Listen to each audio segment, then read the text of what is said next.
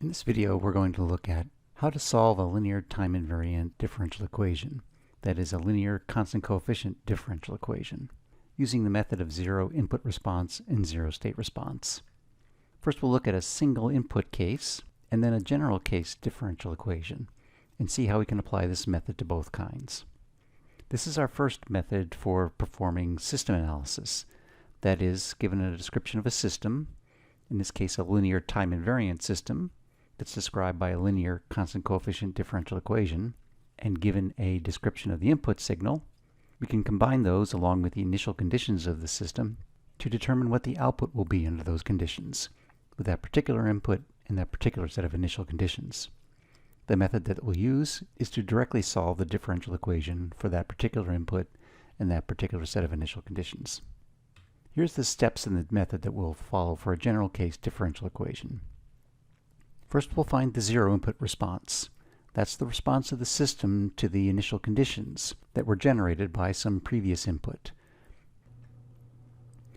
Then, if we have a general case differential equation, we'll convert it to a single input case differential equation, a simpler form.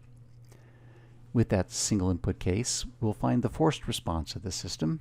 That's the response that takes the form of the forcing function, our input signal x of t. Then we'll find the zero state response for the single input case differential equation by combining that forced response with a natural response piece. We'll solve the zero state response using our actual input signal and using the appropriate initial conditions for a zero state response, which is namely all initial conditions are equal to 0, with the system being relaxed. Then we'll take that zero state response for the single input case, and if we actually in fact had a general case differential equation, we'll use linearity to convert the single input case zero state response into the general case zero state response. Then we'll combine that with the zero input response found previously, and we'll have the total response of the system for the general case differential equation. This is the method of undetermined coefficients.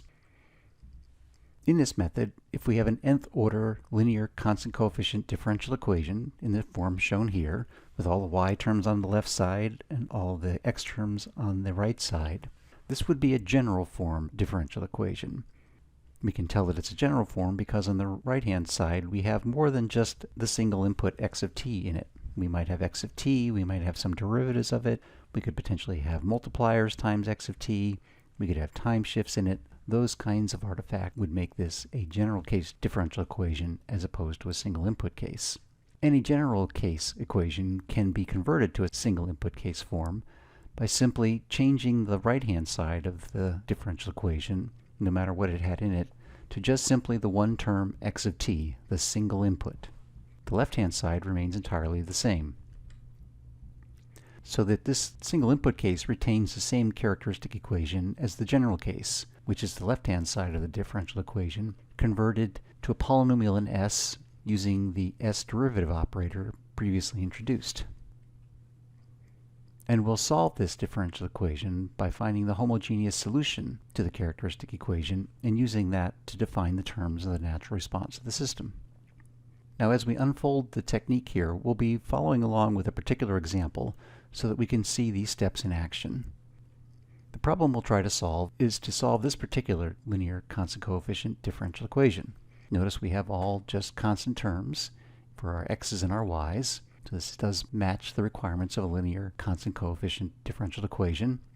We would consider this a general case equation because while we just have one term on the right side, it's a derivative term, and so that is not a single input case but a general case.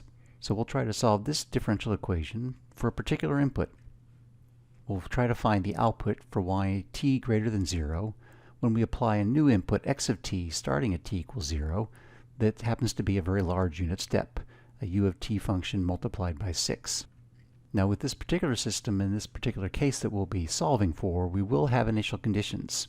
It's a second order system, and so we should have two initial conditions. The first one is y of 0, the second one would be y prime of 0. The particular conditions we'll use for this solution has y of 0 equal to 2, y prime of 0 equal to 0. Now here's how the method goes. We first find the homogeneous solution to the linear constant coefficient differential equation. by setting the left-hand side of the equation equal to 0. Any differential equation in this form has solutions that take on the form some constant k times an exponential e to the st. Knowing that, we know that the first derivative of the natural response term will be some s times k e to the st, and the second derivative would be some s squared times k e to the st as we take derivatives of this standard form. Putting those results into our differential equation, we see that if this is in fact the general form of all the natural response terms, they will combine together in the differential equation in this very same way, creating a combination of exponentials that are multiplied by our coefficients from the left-hand side of the differential equation and these powers of s. If we factor out the k e to the st, we're left with that as one term, and this polynomial in s, which is the characteristic equation of the system. Now, if we're finding the homogeneous solution, one of these two terms has to be equal to 0. And so the homogeneous solution of our differential equation requires this characteristic equation to be equal to 0. And so that's what we use to find the values of f's that will be homogeneous solutions to our differential equation. This is why we can use the operators, the s operators, as a way to extract the characteristic equation. The steps then will be, again, we'll find the zero input response of the system. We'll find the forced response of the single input case differential equation. That forced response has to be a solution all by itself of the single input case differential equation. Then we'll find the single input case zero state response. That will give us the complete response of the zero input case by combining the natural response with the forced response pieces for the single input case. We'll use the actual input signal x of t and a special set of initial conditions for this zero state response solution. Those are the initial conditions appropriate for a zero state, which is all initial conditions equal to 0. So let's go through this with our particular example. First, we're going to try to find the zero input response of our system. That is, we're going to solve the differential equation for the case where there is no input, where only the initial conditions are driving the response. And so we'll take the left-hand side of the differential equation and find the homogeneous solution so that we can find the form of the natural response and use the given initial conditions to find the unknown coefficients. So first we need the characteristic equation of our system. Then we need to find the roots of the characteristic equation. So in our problem, the differential equation we're trying to solve is y double prime of t plus 5y prime of t plus 6y of t equals x prime of t. And our input, x of t, starting at t equals 0, is 6 times a unit step. And our initial conditions were y of 0 equals 2 and y prime of 0 equals 0. Now for the zero input response, we don't need to care about the input of the system. We only need the initial conditions. First we need to find the characteristic equation of our system. For that we look at the left-hand side of the differential equation. Using the s operators, this would be an s squared for the second derivative of y. The plus 5y prime of t would give us a plus 5 times the first derivative, which is an s to the first power, plus 6 times y of t, just a constant. Our characteristic equation would be s squared plus 5s plus 6. We set that equal to 0 to find the homogeneous solution and solve for s. In this case, if we factored this, this would be an s plus 3 quantity times s plus 2. Factoring that would be equal to 0. That means that s must be either minus 3 or minus 2. These are our two roots of the characteristic equation. So we found the roots of the characteristic equation, and now the form of the zero input response, and in fact the form of any type of natural response of the system, is going to be determined by those roots.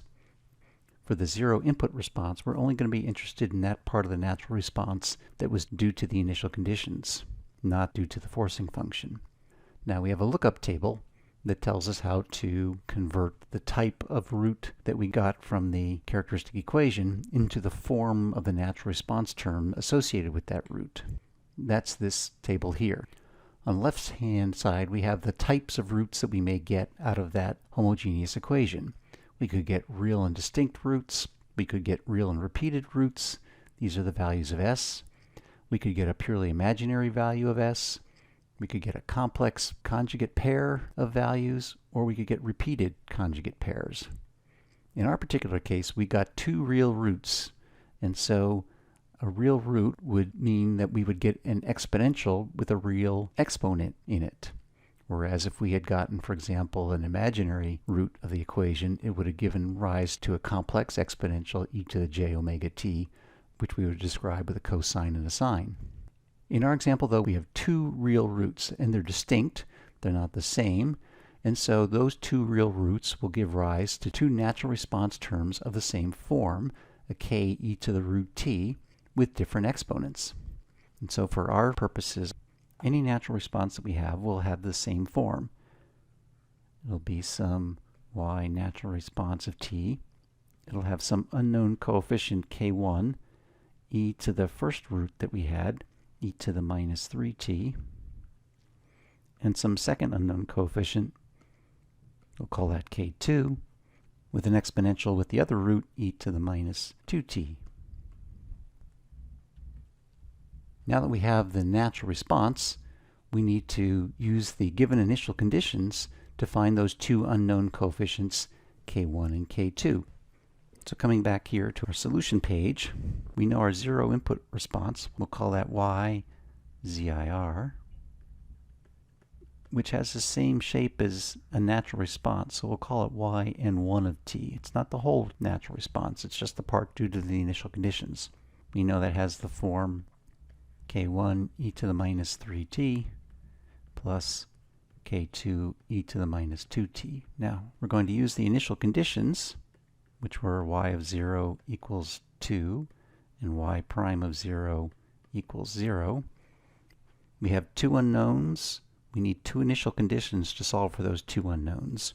And what we'll do is apply those initial conditions to y zir at time t equals 0 and to its derivative, set them equal to the values given in the initial conditions, and solve for the unknown coefficients. For example, we have the first initial condition, y of 0 equals 2. If we plug in time t equals 0 into our zero input response, that means that k1 times e to the 0t plus k2 e to the 0t must be equal to 2. But e to the 0 is equal to 1, so our first equation is that k1 plus k2 has to be equal to 2. Our second initial condition was that y prime of 0 equals 0. So we need to take the first derivative of this response and then set it equal to 0, or whatever value our derivative initial condition has. So let's take y n1 of t and take its first derivative, and that would be a minus 3 k1 e to the minus 3t minus 2 k2 e to the minus 2t.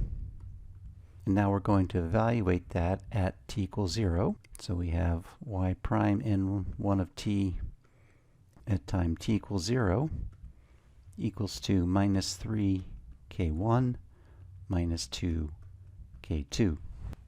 And those are both equal to 0 due to our initial condition. So I have two equations, two unknowns. I can solve those simultaneously. And when I do that, I find out that k1 has a value of minus 4, and k2 has a value of plus 6.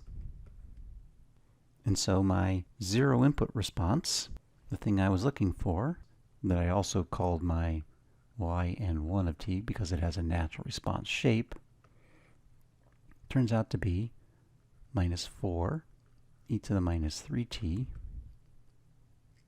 plus 6 e to the minus 2t. And this is all for time t greater than 0. Next, we need to find the single input case equation and find the forced response of the single input case.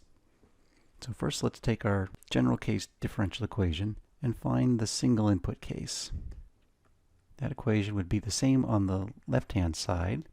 That's y double prime of t plus 5y prime of t plus 6 equals to the single input case, just x of t. That's what makes this a single input case. Now the only thing we changed from the original equation was the original equation had a derivative here. We've replaced that with just the pure function x of t. Once we've established what the single input case differential equation is that we're trying to solve, we'll be looking for the zero state response of the single input case.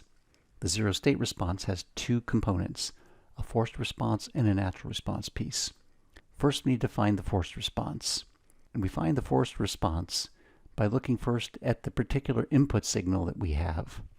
In our case, we put in an input of x of t equals 6u of t. And again, we'll use a lookup table to see what will be the form of the forced response based on this particular input. And what we're interested in is not so much what does the input look like where it just starts, but what does it look like as we move away from the origin when it begins. So even though this particular input represents a large unit step, after I've made the step and look at its basic form going forward, its steady state form, this would look like a constant value, a constant 6. So we're working with our single input case, and we're trying to find the zero state response for that single input case. And we're going to call that YZS, and we'll put a 1 by it so that we know that it's the single input case zero state that we're speaking of. We're beginning with the forced response. We'll call that YF of t based on an input signal x of t that equals 6 times a unit step.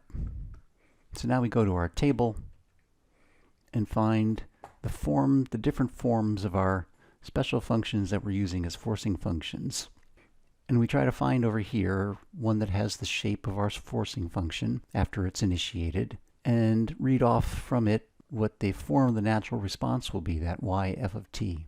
Our input was a unit step, but then led to a constant value of 6 after that initiation. So we'll call this a constant input after time t equals 0. And a constant input, in our case with a size 6, produces a constant output as the forced response of a system. Now it may have a different size than 6, but it will be still constant. For these particular kinds of inputs, constant inputs, exponentials, cosines, and exponentially weighted cosines and sines, and these other that include powers of t, the shape of the forced response of the system matches the shape of the forcing function, the input signal. The only thing that changes is possibly the scale factor out in front and maybe a time or phase shift depending on the kind of function that it is. So for our purposes, for our solution, we have a constant input. We're going to get a constant response. So let's go back to our solution. We know our forced response is going to be some unknown constant c. Now how do we find that c? What we're going to do is substitute yf of t, the forced response, into the single input case differential equation, and we're going to include the actual input signal on the right hand side, and that will enable us to solve for the unknown coefficient in the forced response. So our single input case differential equation then with the forced response in it looks like this.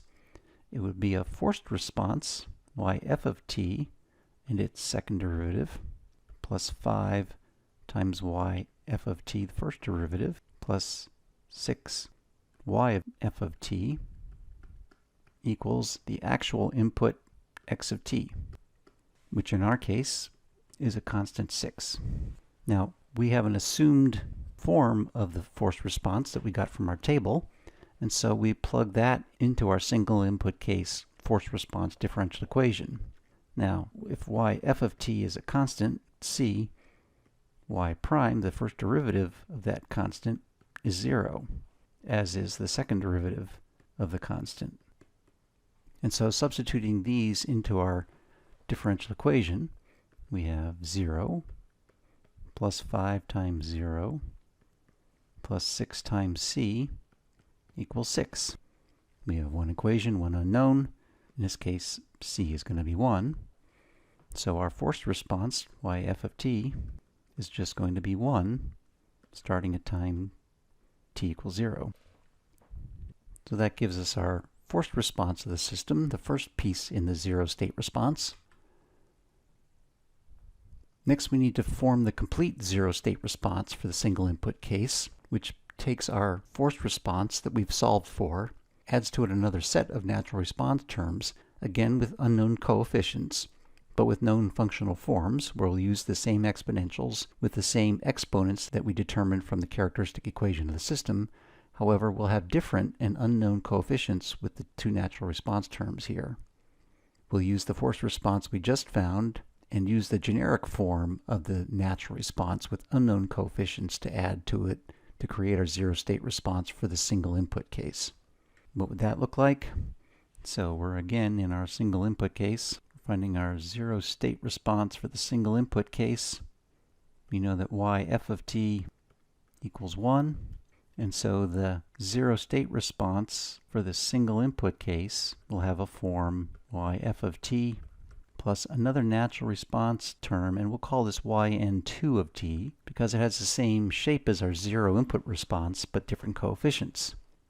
In our case, we know the forced response, that was a 1, and we know the shape of the natural response. It has two new coefficients, we'll call them k3 and k4, so it's a k3 e to the minus 3t plus k4 e to the minus 2t, and we have the zero state response for the single input case.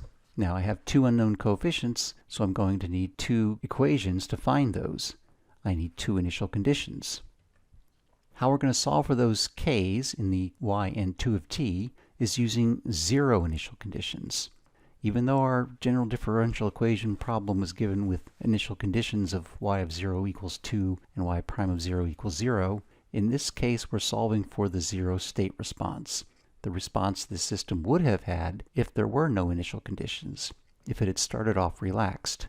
And since the zero state response is the response for the relaxed system, we need to use relaxed system initial conditions to solve for the zero state response.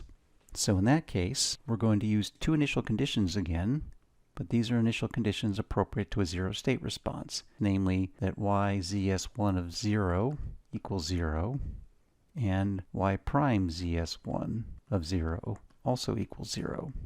And we will always use these relaxed type of initial conditions for solving for zero state responses.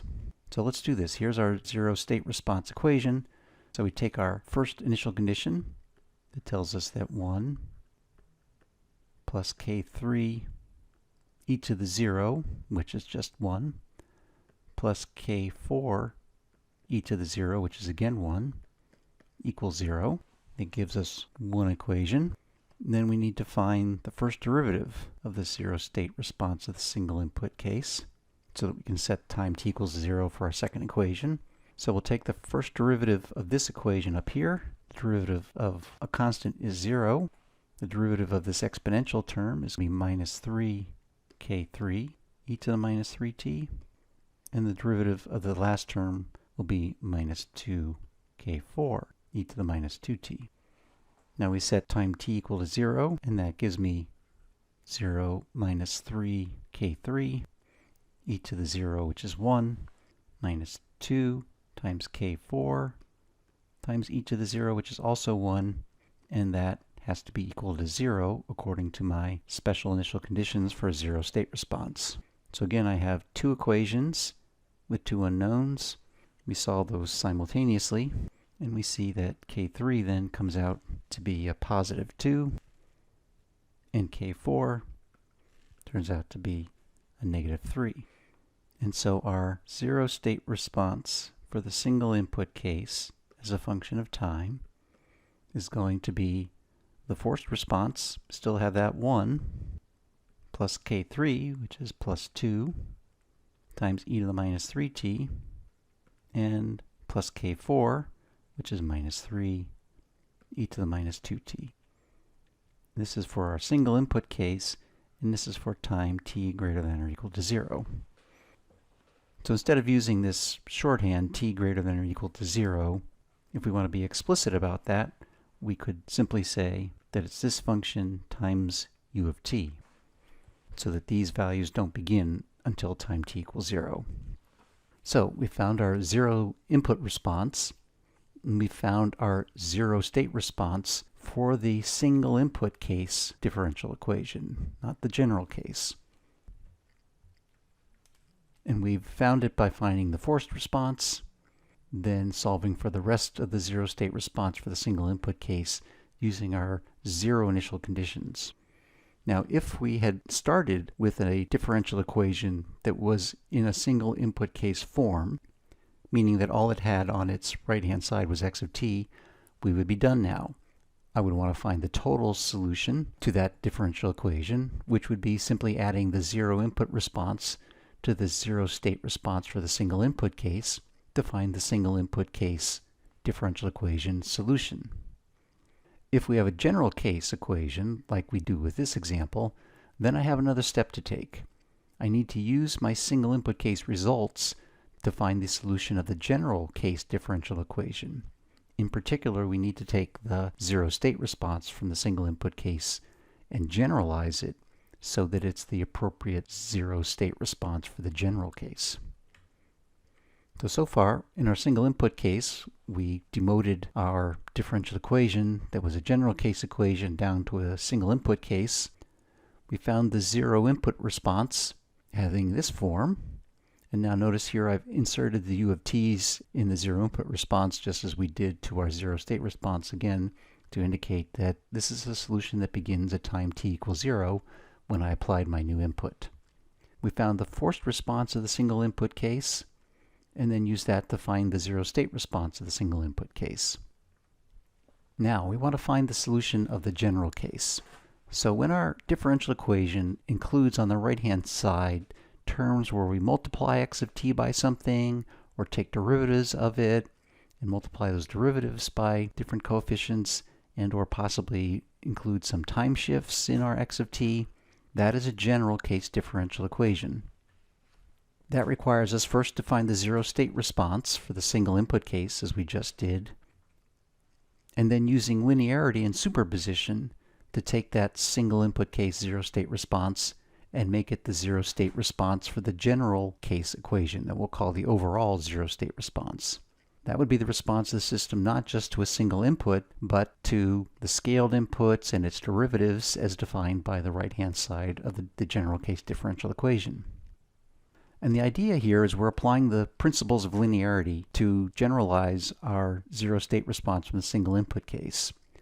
And the thinking is this: if a single input x of t yielded the zero state response for the single input case, then if my input is dictated by the differential equation to be a scaled version of x of t, I'll expect my zero state response to be a scaled version of the single input case zero state response.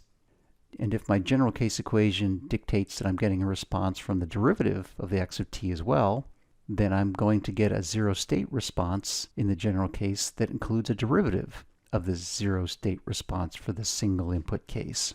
This is why we demoted our equation to the single input case. It gives us the ability to use linearity to generalize that response to the response of the general case equation. So if I had some a times x of t plus b times dx dt on the right-hand side of the differential equation, and I found the zero state response for just the single input case for just x of t, then the zero state response for the general case equation is a times the single input case zero state response plus b times the derivative of the zero state response, single input case, b times the derivative with respect to time of the zero state response from the single input case. Again, we're just applying linearity here, saying if x of t produces one response, a times x of t produces a times that response, and the derivative of x of t and the derivative of x of t creates the derivative of that response.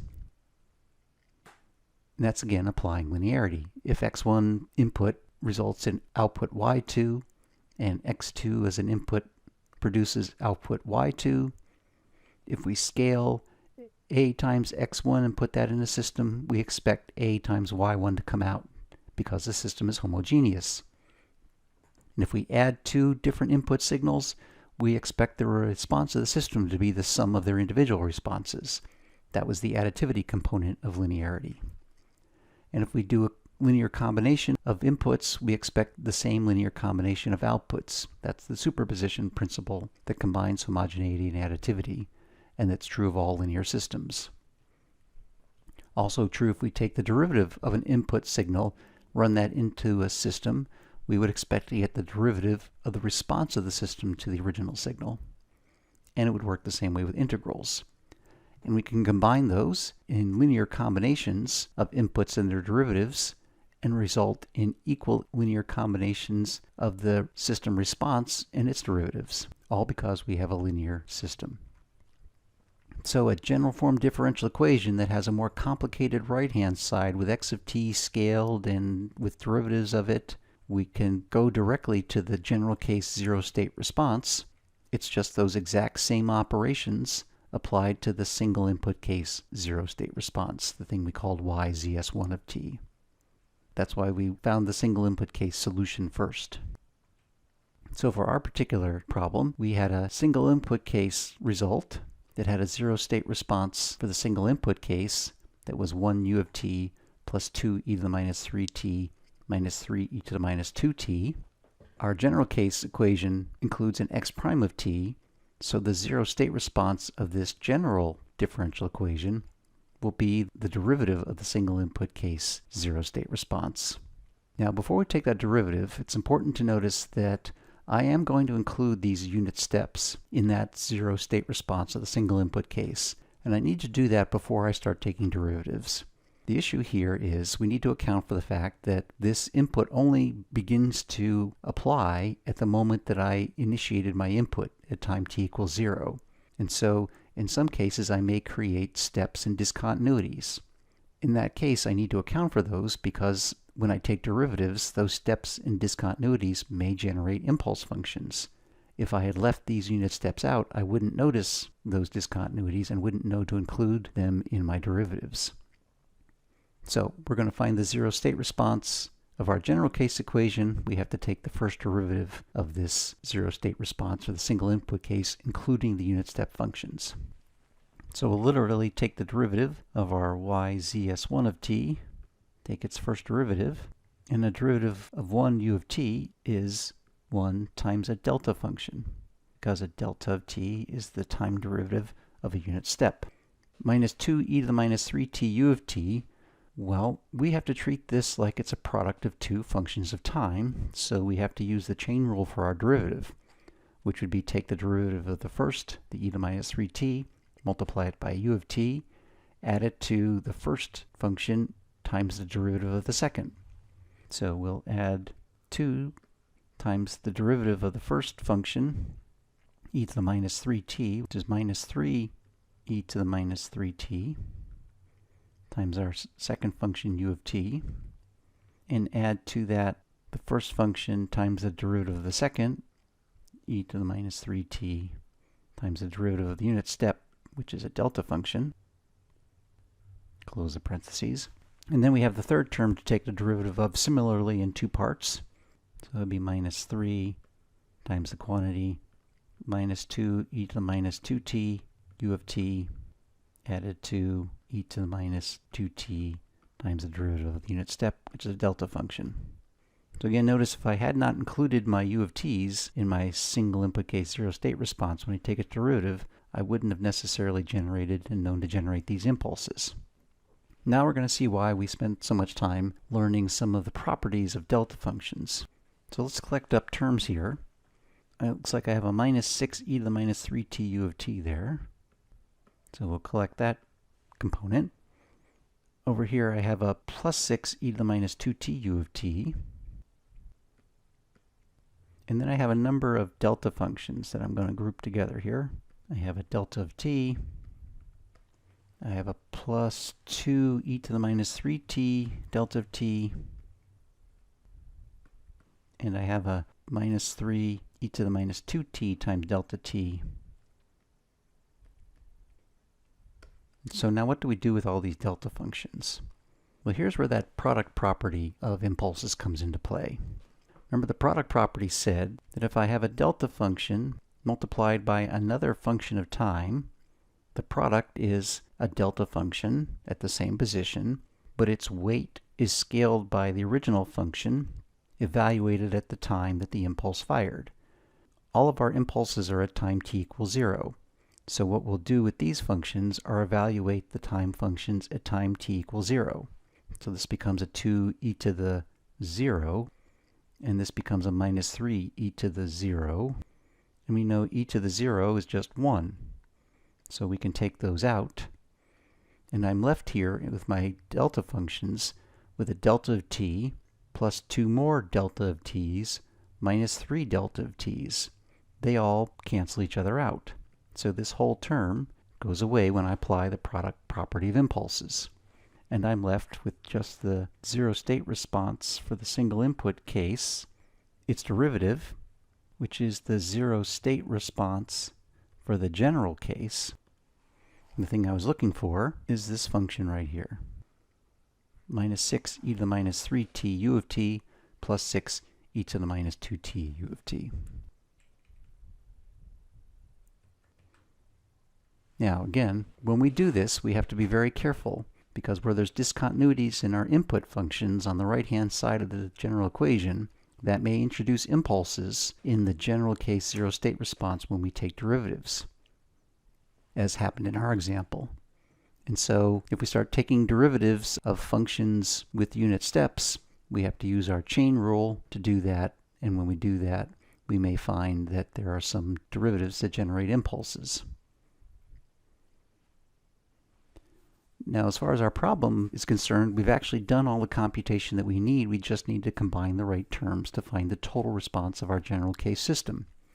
For that, we want to add the general case zero state response to the zero input response we found previously, because the zero input response is the same for the single input case and the general case. It's only affected by things on the left-hand side of the equation, not affected by the input terms.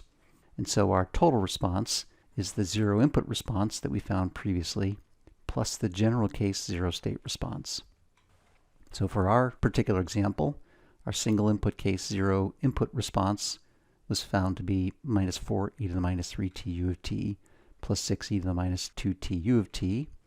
When we found the general case, we concluded that the general case zero state response was minus 6 e to the minus 3t u of t plus 6 e to the minus 2t u of t. Our total response then, using the zero input response that we found previously and combining that with the zero state response of the general case that we just found, we combine common terms. So we have e to the minus 3t u of t in both of those, so we'll combine their exponents, the minus 4 and the minus 6 giving us minus 10. And the e to the minus 2t terms, we get plus 6 of them from the zero input response, plus 6 from the zero state response, for a total of 12 e to the minus 2t u of t, and this then is the complete solution to the general case equation that we were looking for in our example problem. So as you can tell, this method is a little bit laborious. However, once you get the hang of the various steps, it's not that complicated. We just have to keep track of what are the methods of each step, how do we solve for natural responses, how do we solve for forced responses, and in particular, what are the appropriate initial conditions that we use when we're solving for responses that are either zero input responses or zero state responses. Again, to find zero input responses, we use the actual initial conditions given to us in the problem, and we solve for the case where there is no input. For the zero state response, we use our input to find the forced response, and then we use the appropriate initial conditions for a zero state response, which is not the ones given to us, but the initial conditions for a relaxed system, which are all initial conditions equal to 0. And if we have a general case differential equation where we have anything other than just x of t by itself on the right side, then we have to approach this by first finding the zero state response for the single input case, and then generalizing it to find the zero state response of the general case. Then we put together those two pieces, the ZIR and the ZSR for the general case, and we get the total system response. Now we're going to need to get some practice on that, so we'll do some additional example problems There'll be plenty more in homework. And next time what we'll need to address is there are a few special cases that require us to change our assumptions about the form of the forced response or the form of the natural response. So that we're prepared to handle anything, we need to go through those special cases. And we'll do that next time.